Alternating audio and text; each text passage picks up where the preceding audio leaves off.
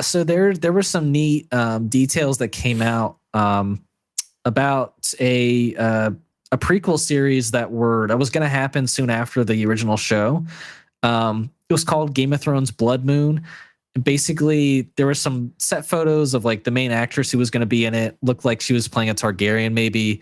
But yeah, it would have been set thousands of years before the original show.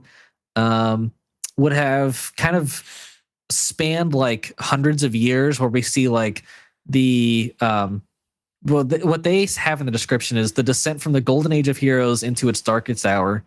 So it would have included the origin of like the Children of the Forest and the White Walkers and the First Long Night. We would have seen like the creation of the Wall, and apparently the show like starts off revolving around this wedding between a Stark and a Casterly. I don't know how they would be like super involved in things. But yeah, I don't know. I think this was probably a casualty of just maybe like how bad the last season was. I feel like they were working on like quite a few spinoff shows at that time. Like they had even made a pilot that was basically the beginning of Robert's Rebellion. They like that was gonna the prequel was gonna focus on that time period, and the pilot was for that. But and they spent $30 million on it and ended up just canceling it because the pilot wasn't testing well, and I'm assuming season 8 wasn't like going over well at that point either. So yeah, I think this is a very, very what do I want to say? It's a big idea. I don't know what I'm trying to like the word is, but I think it's ambitious. That's what I'm trying to say. It's a really ambitious idea. Ambitious, yes. Yeah, I don't know what your thoughts are on all this. I think the idea of the show, like you said, is ambitious. Yeah. It's like Eternals. The Marvel movie kind of works going through all this long ass time period because we're following the same characters. Sure. The idea this would have had more time to breathe because it's a show too. But this is a show that's spanning hundreds of years where maybe we would follow the same characters depending on who they are. But it seems like a vast majority of the characters would be dead from episode to episode. Right. Unless they did it some Christopher Nolan style thing where you're following descendants maybe, or you're following like you do at Game of Thrones where for a section of each episode we follow these characters, but they're from this time period, and then we jump to like present day, or we jump to this other time period, and then the things start to collide together. But I mean, first of all, Game of Thrones Blood Moon. I'm not crazy about that title. George R.R. Martin also didn't like that title. He wanted to call it The Long Night, which is definitely cooler. It definitely would have got more people to watch it. Yeah, but I still don't even love like Game of Thrones anything, you know? Sure. Like I like House of the Dragon, you know? Yeah, agreed. I mean, Game of Thrones, House of the Dragon. I mean, that would have worked. Right. They're still not great titles, you know. Right. But title regardless. Yeah, I mean, it would be cool, you know, but it would also have been cool to like, you know, learn about the Night King in the show, in the original show.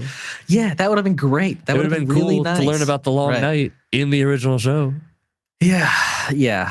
Well, they messed up clearly. And kind of almost ruined the future of the entire brand. And then House of the Dragon seemed to kind of revive it. Well, yeah, I mean, it definitely, yes, it definitely, House of the Dragon was very important. And they fucking smashed it.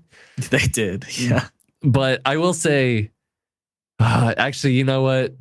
You might be right. I was talking to Hannah, and we were talking about, I think we might have talked about like Millie Alcock being Supergirl, or we were talking about something, and she was like, no, I was talking about the 3-body problem, and she was like, you know, why'd they have to do season 8 like that? And she started like just like ranting for like a good 5-6 minutes and I was like, I know.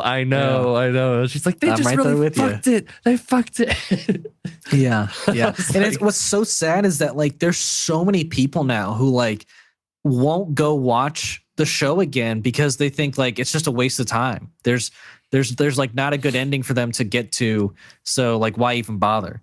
And I guess for me, like I'm able to just like I'm either able to like place a different ending in my mind for it, or like I can like forget it ever happened.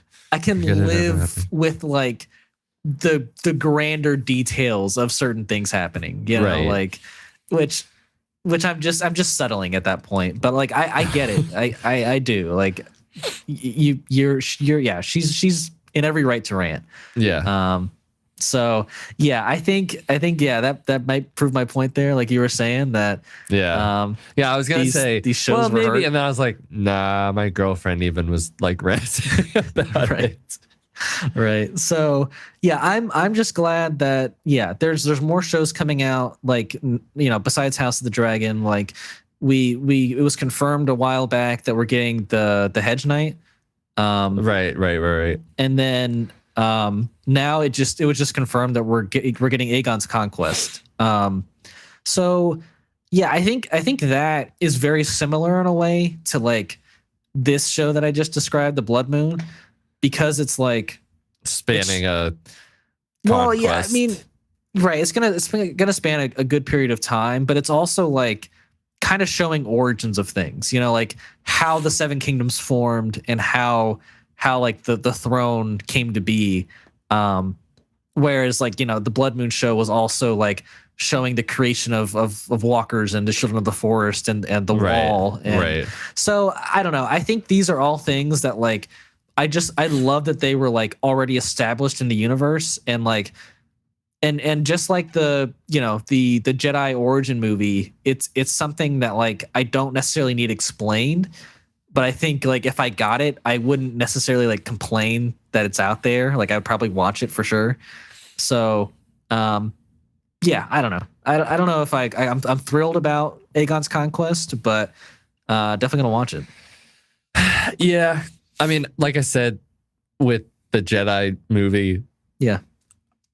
I don't know. Like, I kind of would like to keep it in my head. Like, how did Aegon? I'd like to keep Aegon this larger than life figure, right? And instead of seeing like you have to get the perfect actor, I feel, for Aegon. Timothy Chalamet. Oh no, definitely not. Austin Butler. I saw a lot of people saying that they would love Henry Cavill, which I think is a really good choice. He's like, I think, a larger than life figure, and you've already seen him in that hair with Geralt for Witcher. Yeah. So I think he would nail it, but yeah, that's just me. You would definitely get a large amount of the population to be like, oh, Henry Cavill with long white hair. Yeah. No, I think that would slap for sure. Yeah. But yeah, that's the Game of Thrones news that we wanted to talk about.